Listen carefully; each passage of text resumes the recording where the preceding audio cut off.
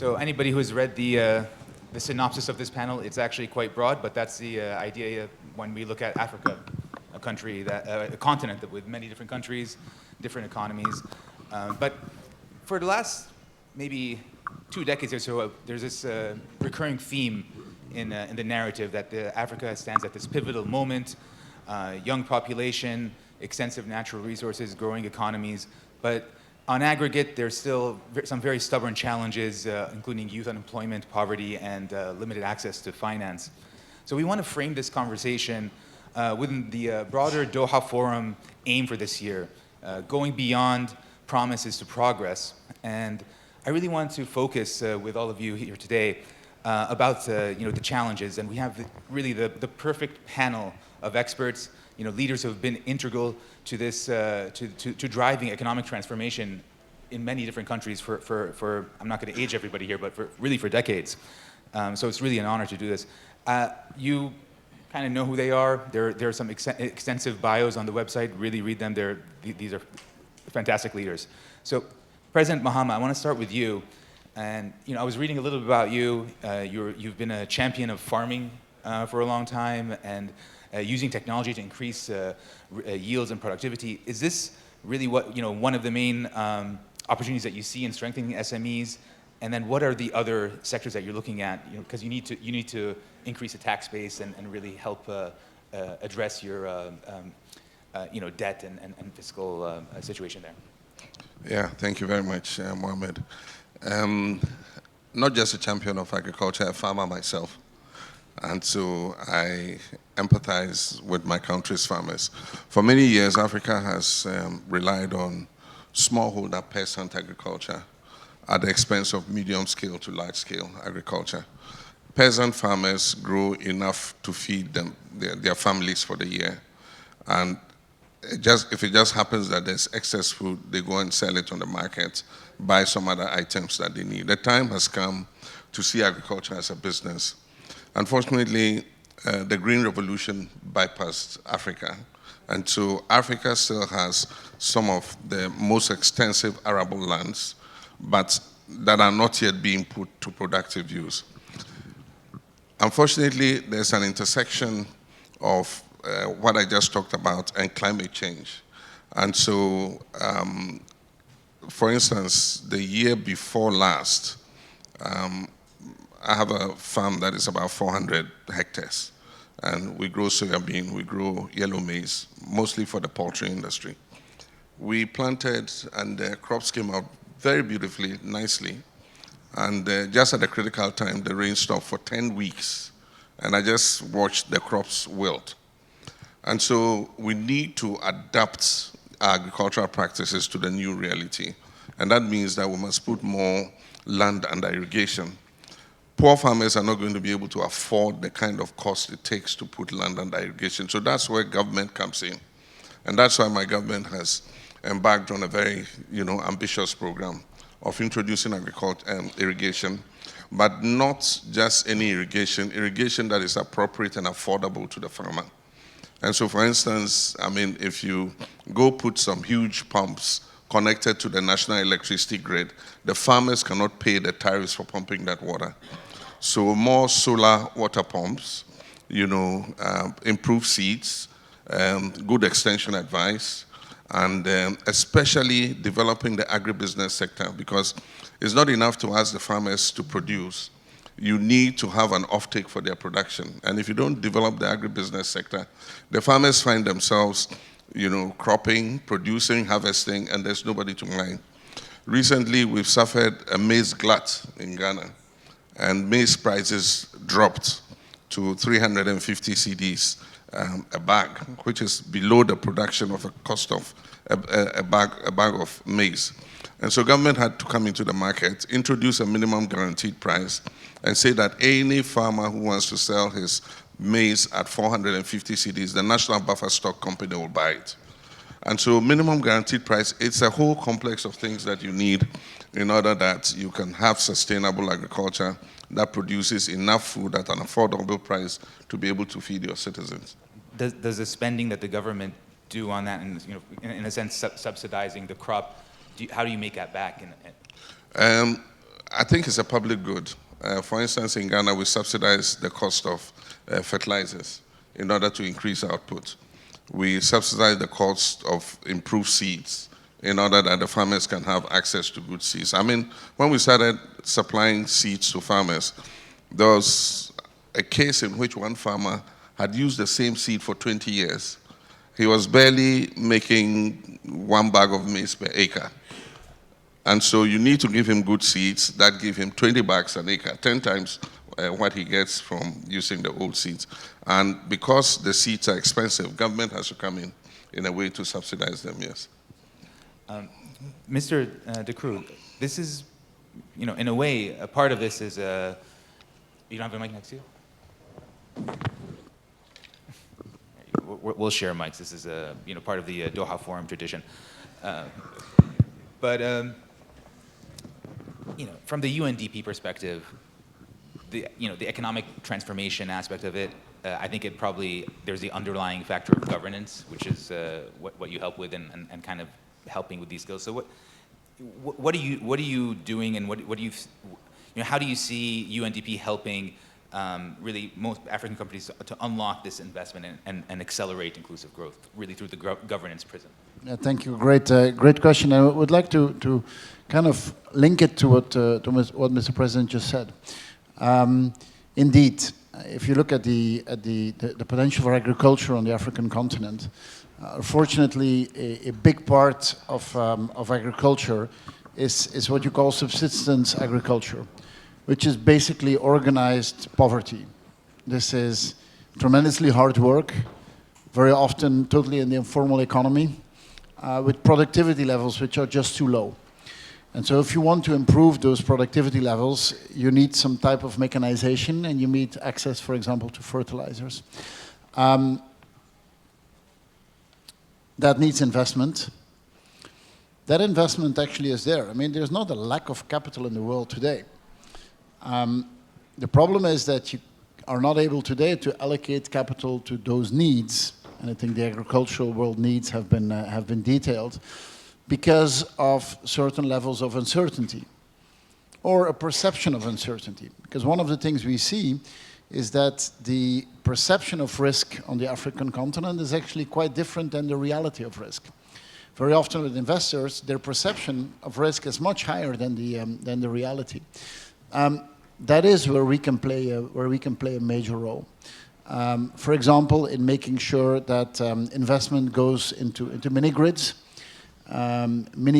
which have the capacity of bringing electrification in very rural areas. Now, to lower that risk, we work together with governments in creating, for example, legal frameworks which make those investments attractive, but also in co-investing. I mean, co-investing, for example, with local communities leads to local ownership. Local ownership, to me, is one of the basic elements of development and of sustainable development. If you want development investments to be long-term, local ownership really is an essential element, so that you can also share the benefits of that.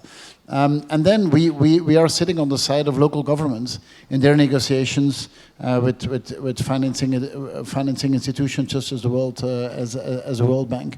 I think that today, the evolution of technology, which leads to investments which are lower scale investments but more spread out, for example, in the energy sector, and also the sophistication of capital markets today offers a huge opportunity where we can play a role in unlocking the potential. And you're seeing that risk appetite shift a little bit. Even in my reporting, I talk to people like in private credit, they're looking, a lot more happening in some African countries. So you're seeing this global capital base moving towards it. Well, I mean, as I said, people who provide financing are looking for a certain return. Now, the returns potentially, I mean, the basic elements of the African continent are actually very positive. I mean, this is a young population with high needs, and actually which is with a population that adapting technology, because you very often start from a blank page. So the basics for an investor are actually we would say much more positive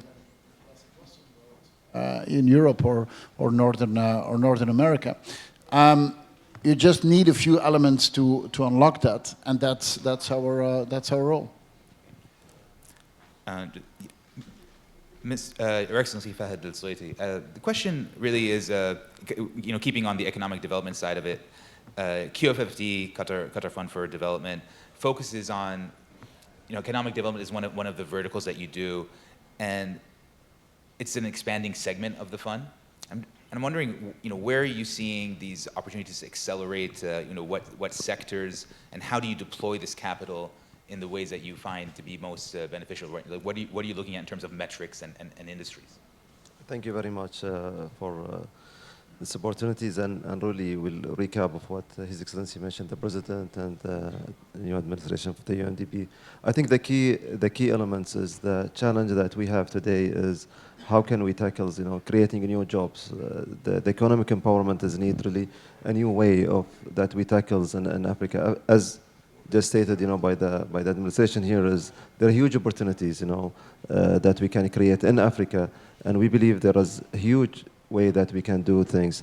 But the first things that we've been talking about is the private sectors. We cannot create only, depends on the government aspect that we can work on this. So we need to create job through the private sectors, and to have these things, we need to invest on the capital side, For us to, as Qatar Fund for Development, what we're looking for now is to get away from the traditional way that how we are funding aid, and going more on the private sector aspects. I think this is reducing the burden, on the governments. Government cannot just keeping taking loans and loans and loans. This will not help. I think the future is really how the government can depend more on the private sectors. This is where we can create, more opportunities, for others that can work on that aspect. His Excellency just mentioned about the agriculture's ways, the demand is huge, and not only this, there are huge people looking at Africa now on the mining, and how can we utilize the mining resources. But we need the experts to come together to building capacity on this, and we have the chance to speak before, with His Excellency, the President of Ghana, that he's asking us, to work in this personalized learning, and how can we go more on the skills, for these things, because this is the futures, utilizing the right natural resources for this, Qatar have done this, before. 50 years ago, we built strongly, and building capacity where we are, in 50 years where we are today. This is all, and we depend more now on the private sectors and on our countries. You see, so reducing the burden again on the government side, strengthening on the private sectors. So for us, what we want to see the futures is the strengthening on the private sector issues. Thank you. I think that helps me transition to the next kind of bucket that we have here, which is the education side, and really great to have you, Your Excellency Jakaya, Kikwete. We're talking skills, probably the building blocks beneath that, and this is what you've been focusing on in your post-government career, I guess. So what kind of investments in education do you see driving this long-term transformation, and how are you going about raising that money needed to affect that change? Well, let me first say that I've been involved in education in my capacity as chair of the Global Partnership for Education. This is an organization that was established by the G7 2 decades ago.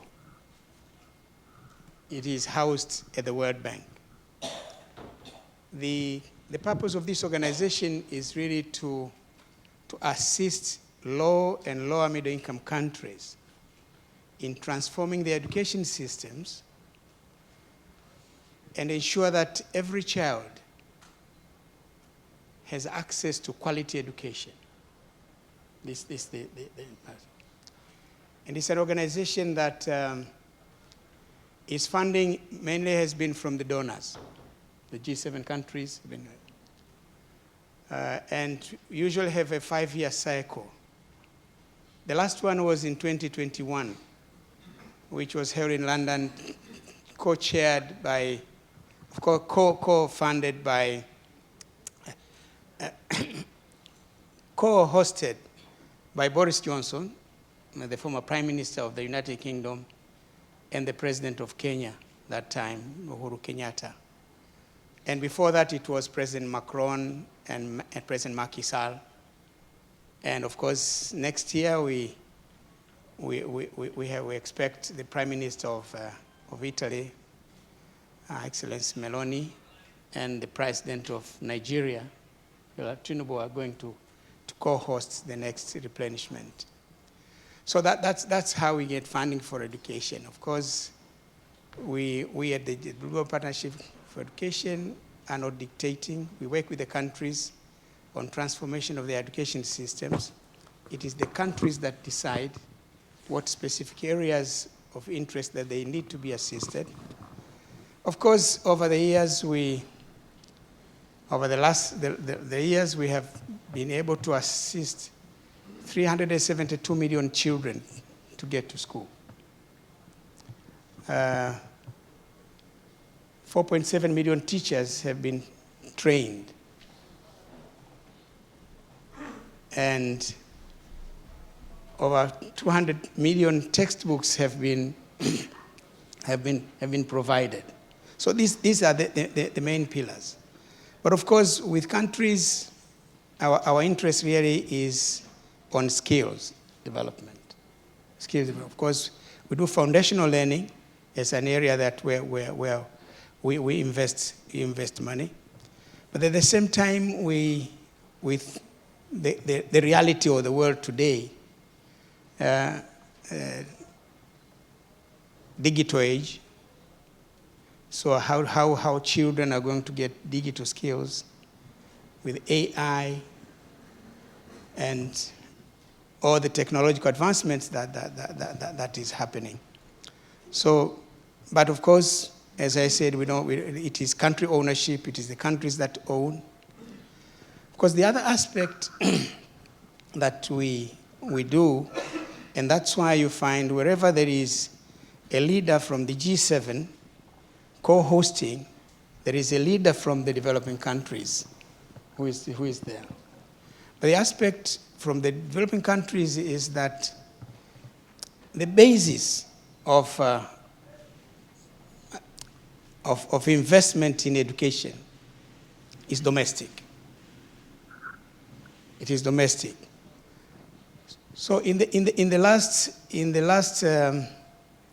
last replenishment, where President Kenyatta has been the championing domestic financing of education, the threshold has been let countries contribute at least 20% of the national budget for education. And Ghana is one of those countries that are contributing more than 20% of the budget for education. Yes.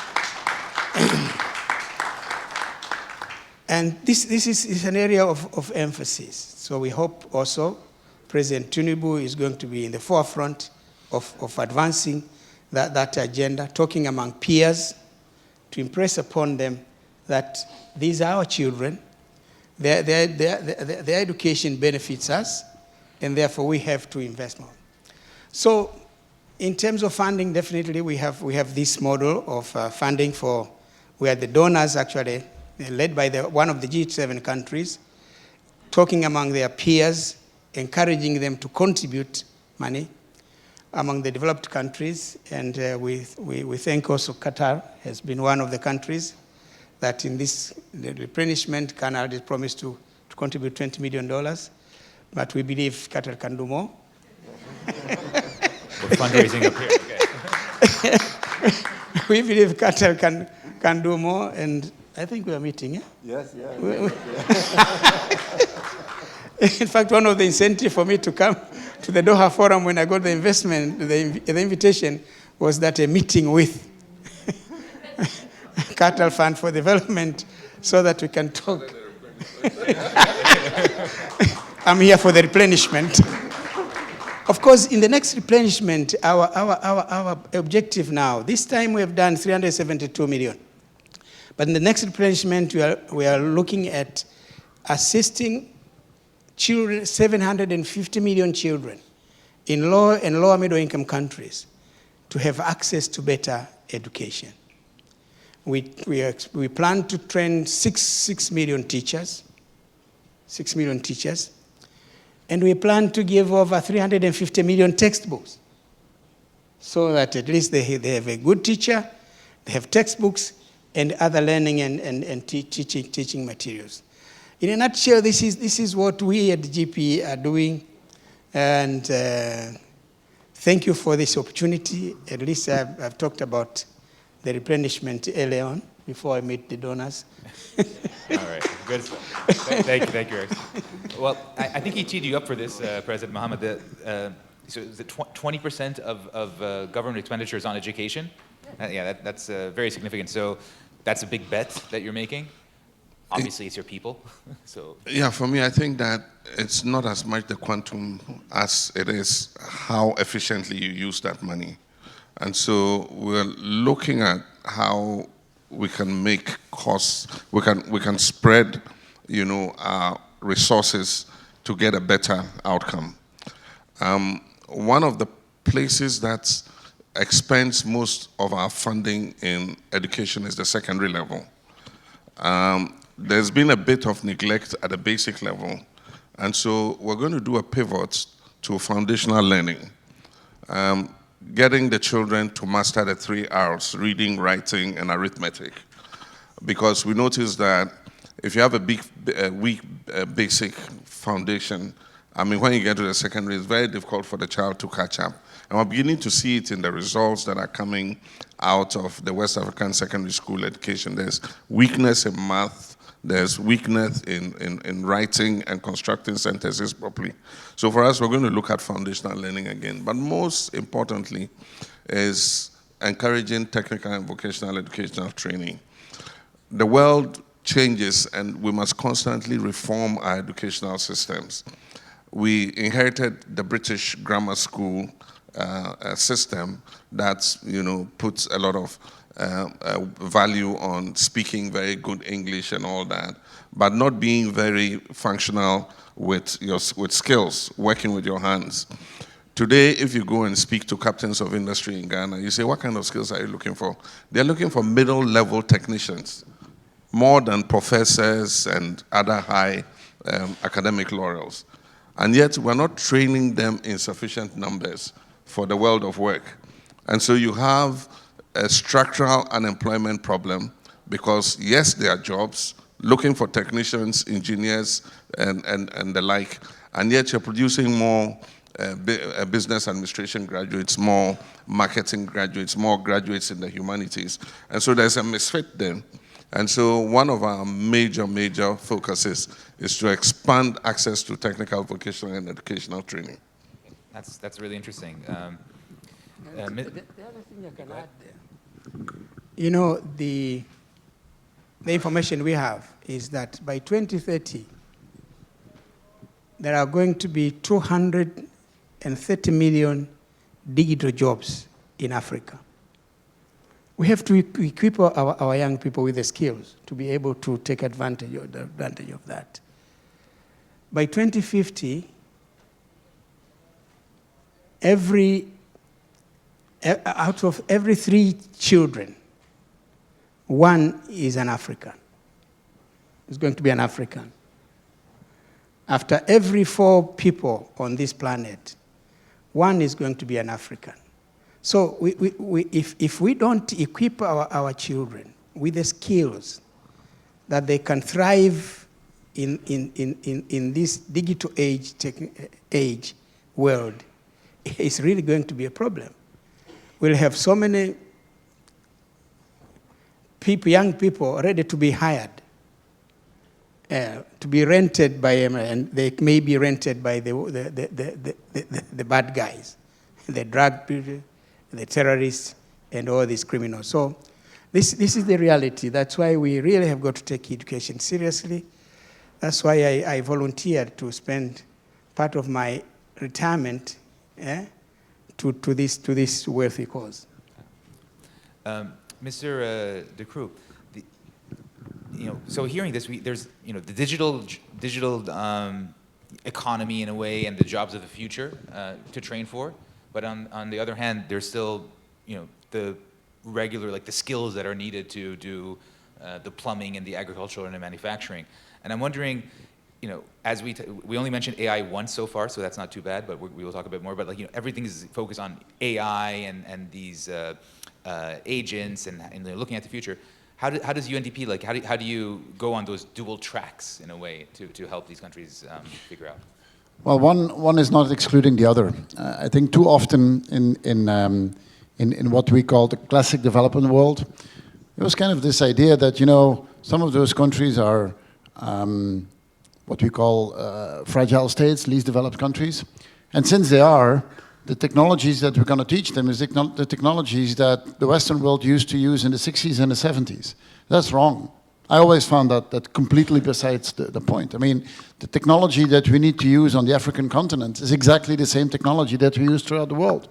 And giving access to that is actually key. And you say, well, we need plumbers, we need electricians and so on.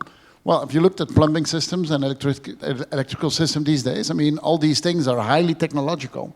And there's absolutely no reason that the African continent should be using the technologies of 50 years ago. I mean, why would that actually be the case? When you have such a young population that is incredibly entrepreneurial. I mean, if you go throughout the African continent, I mean, how many innovation hubs, how many startup hubs do you have today? I mean, we have to tap into that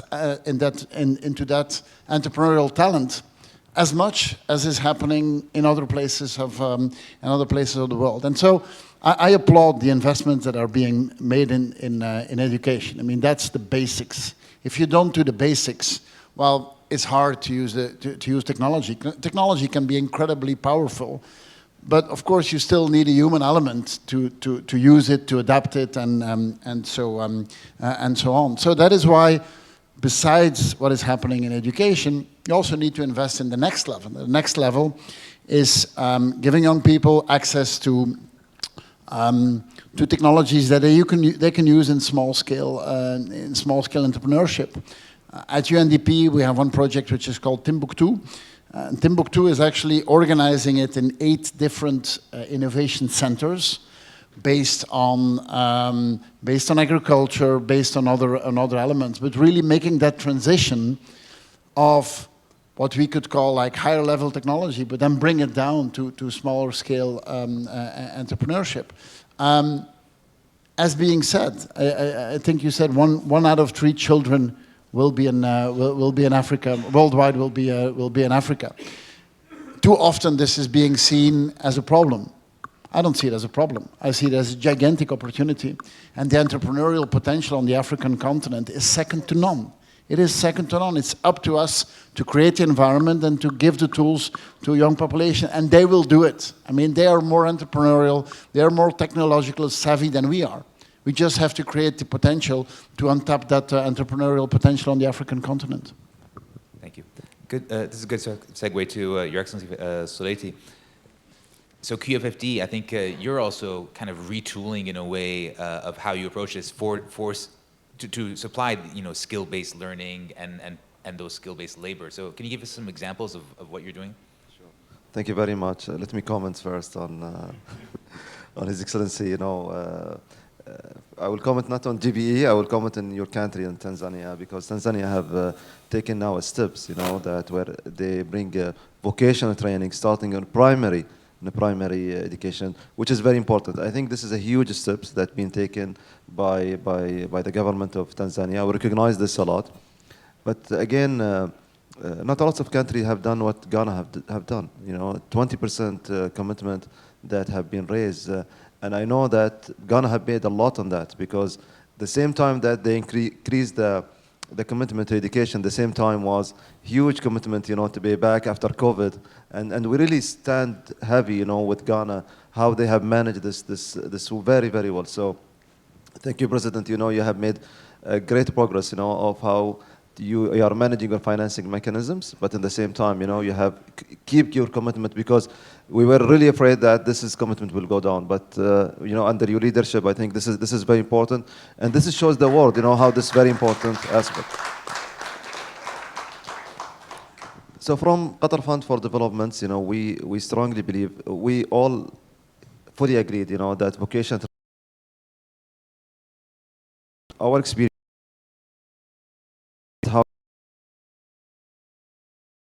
good financing system inside the countries. If we want these entrepreneurs, coming together and work together on that, we need a strong financial system that have good credibility. The default rates need to go very low. So the standard default rate is not really between 1% and 2%. But sometimes we see default rates is going to 40 and 50%. Will ask people to go away. It's a huge risk. People will not be interested to go on. But we see some countries are doing very well. Some countries like Ghana and Ethiopia and Kenya and other countries, really they have very, very good system, but not the whole continent, of Africa. That's why MFIs is playing a big role on that. We need to strengthen the MFIs. We need to create more on the financing. We need the youth and young people to go and to have very good banking system, because the link, between economy and the financing is coming together, so you cannot spread this things together. So from our side is we want to scale on the MFIs. We need the MFIs to have the more credible side, and we need the flexibility from the central bank in these countries, to work together to strengthen the skills, for the MFIs. Thank you. And on the financing, I just wanted to follow up on that. So so when you go out at QFFD and you find a project and you already have your own money, and how do you leverage that? How do you go out and get like more grants, more blended finance, concessional, like a private sector? Is that becoming a part of the model for you? Yeah, the model used to be grants, but doesn't work very well, for us. Honestly, the things that what we want to do now and strengthening more is going with the capital, base. So the capital base is re-involving our money. We will not want just withdraw, the issue is that we keep investing and investing, having more credibility, coming to this MFIs that we can scale. And the very important things is sometimes they don't need the capital, they need the guarantees from our side. So we provide guarantees to them, okay, on the default and the default rates. We have a percentage that's been accepted for us, that we are working on it. And the key points that we want to align this together is how they align this with the national plan of the government CC, because then we can see what is needed in the countries, how can we strengthen and scaling on certain sectors, what agriculture is the key things. This is what we need to strengthen on. We don't want to go in something only, which is not related, to what the government needs. I think the things that what we have seen is that we want to strengthen more on what the natural resources that they have, so we can scale on that aspect. Your Excellency, Jakaya, that same thing, it's this partnerships and financing model to scale education. You're obviously fundraising while we're sitting here, but you do want to bring in other partners, I believe, right? Is that how you deploy the programs? Yeah. Because that's why this is called Global Partnership for Education. Originally, as I said, it was established by the G7. But in terms of sourcing funding, first, it's the whole of the donor community that is contributing. One is bilateral, the countries are contributing. But also we have the multilateral organizations, the World Bank and other financial institutions are contributing money. We also have the private sector contributing to the fund. We also have the philanthropic community also contributing to the fund. So it's a partnership in that sense. And of course, we have the countries, the countries themselves. Of course, the word we use in GPE is that we don't call them recipients, we call them partners. We have a partner, we have donors and partners of donors in the development of education. So that is the model that we use. And even in the structure of the board, we have a board that has almost 50 people. Yes, it's a huge board, but you have donors from donor 1 to donor 6. Each of these is 2 countries. You have Canada and the UK in one group. you have Norway and Sweden and the other, you have Australia and the others. So you have all these countries. Of course, recently the US has pulled out after the demise of USAID. But of course, we are still negotiating with them to see if there can be any way they can also continue to participate when it comes to education, because as we say, education is the key. If we fail in educating the young people, the future is going to be disastrous. So that's the model. We have in the board civil society organization. We have CSO 1, 2, 3. We have also the private foundations that are also participating, and we also have a private sector representatives in the board. So this is the partnership, and so we have also a number of other countries, and we look forward to Qatar also becoming part of the others, right. Because yes, I know, yeah. I know.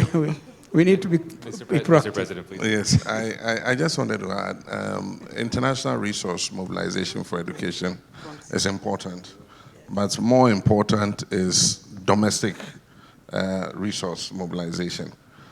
Ghana has performed well in terms of its budgetary allocation to education because at a point in time we realized that education was the key sector, to Ghana's progress and development. And so as a nation, we took a decision that we will all contribute on everything we purchase 2.5%, a value-added tax.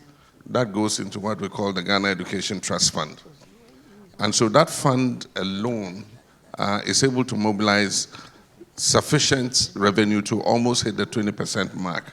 And so additional allocation from the national budget makes us easily overcome the 20% target. And so domestic mobilization is important. Of course, we're getting some support from USAID and all that, but I mean, we should recognize the fact that I wish His Excellency Kikwete well in their replenishment, but the reality is that that kind of resource is dwindling. And I was an ambassador at the last Gavi replenishment. The target was for 11 billion. They did well. They were able to raise 9 billion. But I'm just telling you, don't be too optimistic. The world of today does not have the kind of funding, and the mood is not there to fund these kinds of programs. And so I believe that while we rely on boosting education in these developed countries, through these kinds of mechanisms, we must look at mechanisms locally that enable us to contribute to our own children's education.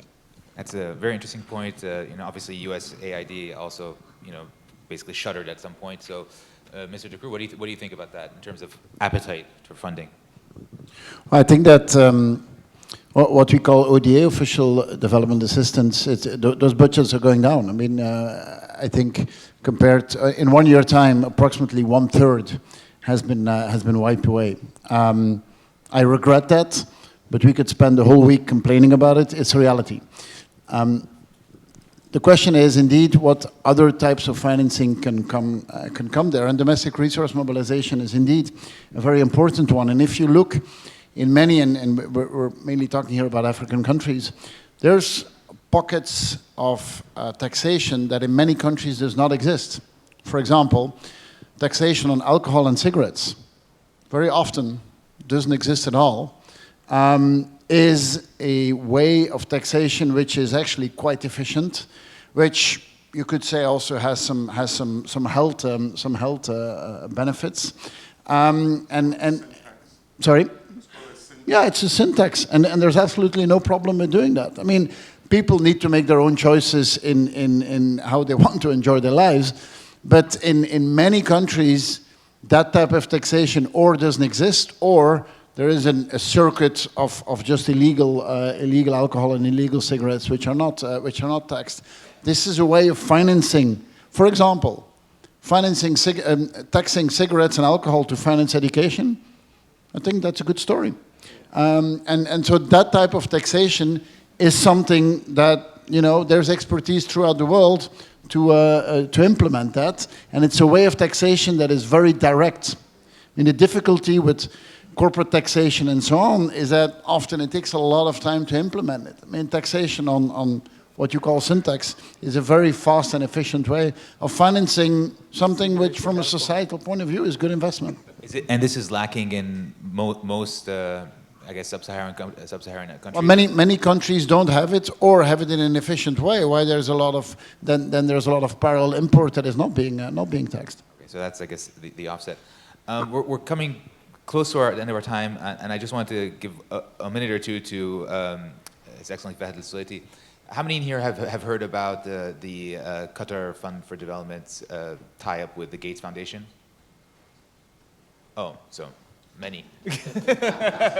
Well, I honestly, I thought that wouldn't slip through the cracks yesterday, but I want to give you at least like a minute to tell us what happened yesterday. What's this $500 million going towards? No, thank you very much. It was so excited for us, to announce yesterday with His Excellency the Chairman of Qatar Fund the new commitment of $500 million. But let me tell you, because this is linked with transforming, financing. So we used to work in the grant base with Gates. Now we take it to a different ways, of what we go innovative core financing. So this goes to be capital investments, loans, guarantees, in different ways and in different sectors. So education, agriculture, health, and for us, the futures is to look at, at the investment on capital on return for development. So this is examples of what we want to give. This is the futures of how Qatar Fund for Development will be working.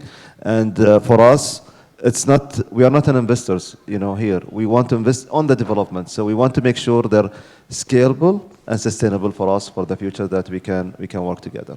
That's really interesting. I get, like a minute and a half left, so let's maybe get back to the original point of how we're going to measure this progress. We come back here, sit here a year from now. How do we achieve prosperity in the next year, or at least improve the lives of your people? And I'll start with you, Mr. President. Well, I think that as the theme for this year's forum, moving from promises to reality, I mean, we must have measurable progress in every single sector. I mean, dashboards that are transparent, that our citizens can access to feel encouraged that we're making progress are absolutely essential. Statistics, gathering accurate statistics that are available to people to be able to measure and see the progress that we're making, I think will be critical. That's really interesting. Mr. Croo, for UNDP? How are we going to measure progress in the next year? What are the big 2 or 3 things that you're going to tell your staff to achieve? I think the key element is unlocking financing, and that's really, I mean, we have to transition away from a metric where we have a classic accounting of official development assistance, which is easy to account for and easy to commit for, to looking into how much financing did you actually unlock. That's more complicated to account for, and it's more complicated to commit partner countries to, but that to me is the key. Again, it's connecting a continent of opportunity with the financing that is available today, and really it's a matching problem. The opportunity is there, the financing is there, connecting one with the other. Today is not happening enough, and that is for us as UNDP really our core assignment. Well, we reached the end of our time. I think for His Excellency Sulaiti and His Excellency Jakaya, maybe the progress is closing this deal between yourselves. So maybe that'll happen today. Really, it's been a pleasure and an honor to moderate this panel, and please give him some applause.